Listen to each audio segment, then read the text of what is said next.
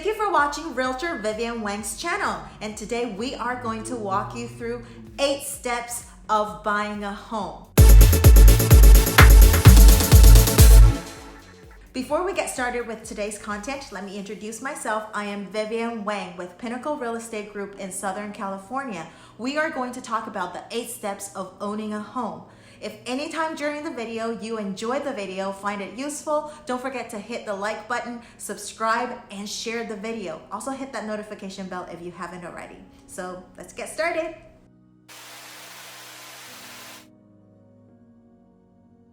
The very first step is to evaluate your financial situation.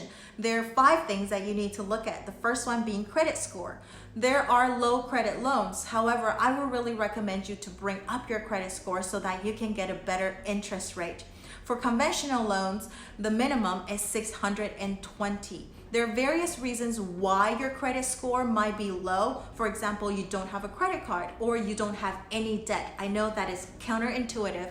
We'll make a different video about how to bring up your credit score. Where can you find out what your credit score is? On your credit card statement, sometimes there is a section where it says FICO score. That will give you a pretty good idea of what your credit score is. Or you can go on to the 3 major credit bureaus, TransUnion, Equifax, and Experian. You can get a full credit report from their websites. Debt to income ratio is the second thing that you need to look at. What is considered debt? Well, your minimum credit card payment. Yes, just use the minimum credit card payments. That's all for this calculation. And then also all your loans, personal loans, auto loans, student loans, and then any child support or alimony, and then lastly, your estimated mortgage payment for this new home that you're going to get. That's how you calculate debt. How do you calculate a debt to income ratio?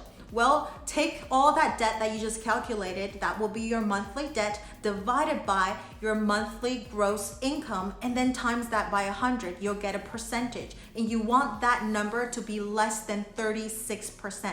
It's more ideal to be less than 36%. The third thing is down payment. There are no down payment or low down payment loans, but there are stipulations or certain requirements that you need to meet in order to get those loans. So I would really recommend you to have at least 20% down, and that is for most of the conventional loans, is 20% down. The fourth thing is closing costs. Seller is responsible to pay for some of the closing costs while buyer is paying for most of it. A buyer's closing cost is about 2 to 5% of the loan amount. What are included in closing costs?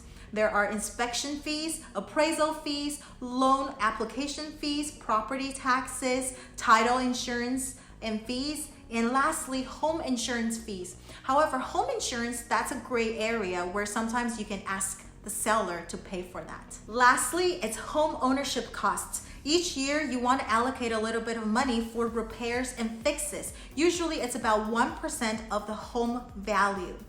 And that's it. That's the first step of buying a home.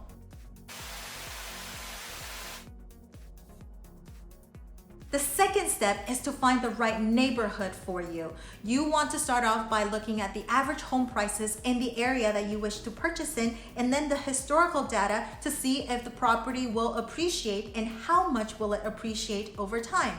And the second thing is lifestyle and the local amenities. How long does it take to go to a park? How long does it take to go to a restaurant? How long does it take to go to movie theaters? How long does it take for the kids to go to school? How long does it take for you to go to work? All of these should be taken into consideration. And lastly, school district is a good consideration as well. You can go onto this website, greatschools.org. Greatschools.org is a perfect website for you to find out about school information, and also crimemapping.com. Crimemapping.com, you can find out about the type of crimes and the number of crimes in the area that you wish to purchase in. And that is the second step.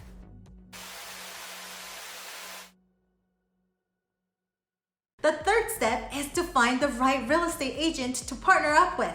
This is where and when I come in. Of course, you can go and look at houses on your own and close the deal on your own, but you're missing out on the expertise of the real estate agent and also their connections and knowledge. How do you find the right real estate agent for you? I think confidence, communication skills, negotiation skills, and knowledge are the 4 most important things that a real estate agent should possess. And then lastly, years of experience. Secondly, a team. Do they have a team that can help him or her resolve problems and also resolve problems for you if there are any problems that arise during the transaction smoothly and swiftly? Lastly, can they understand you, understand your requirements? Do you connect with them? Do you trust them? Do you like them? And that is the 3rd step.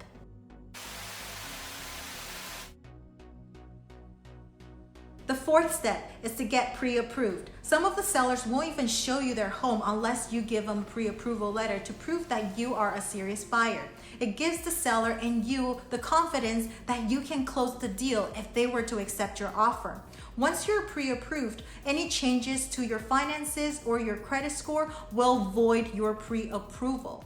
The letter is usually good for 60 to 90 days. You want to find out from your institution how long the letter is good for. Lastly, you want to shop around different lenders so that you can get the best rates and fees possible. If you don't know any lenders, you might want to ask your real estate agent. This is when they become handy and they can introduce you to their connections. And this is the 4th step.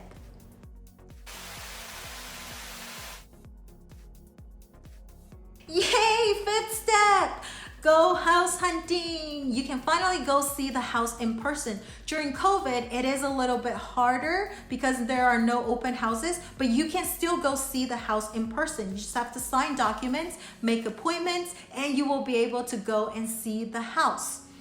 You want to see the house in person. You want to feel the energy of the house. You want to see what's around the house. You want to see how dark, how bright, all of these factors about the house. It's the biggest purchase that you are making in your life. You want to be as cautious as possible. You don't want to be surprised. So please go see the house in person. You can narrow down your search by looking at photos and virtual tours first, and also make a list of must-haves and nice to have. Depending on your needs, everybody's must-haves is different. And I do want to say that there are no house that is going to be perfect. No house is going to be perfect. So must-haves is what you should really focus on when you're trying to find the house of your dream.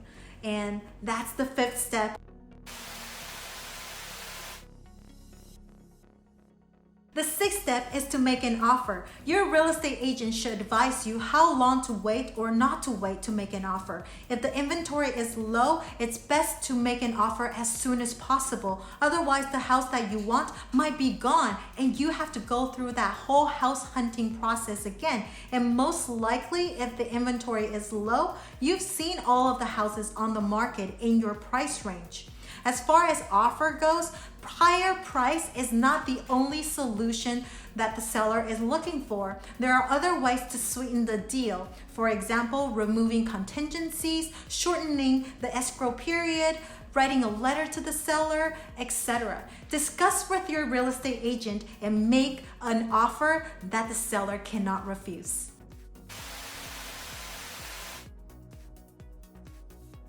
The 7th step, inspection and appraisal. If you got to this step, that means congratulations, you got your offer accepted and most likely you are in escrow. If you didn't remove any of the contingencies, you now have 17 days to remove inspection contingency and 21 days to remove loan contingency. An inspector is a licensed professional hired by you to check on the house for any unseen, potential, unexpected issues. If there are any of these issues or problems, you can go to the seller, renegotiate a price, ask them to fix the problem, or get a repair credit. The appraiser is hired by the lender during that 21 days contingency period to evaluate the home to see how much the home is worth so that the lender will know how much to lend you. If the appraisal value comes under your offered price, that means you can renegotiate the price with the seller or come up with a bigger down payment to make up the difference, or just cancel the transaction completely. However, during a bidding war, it can often happen that the appraisal value comes under. So maybe you want to allot a little bit of money aside so that you can make up the difference and get this house. This is the 7th step.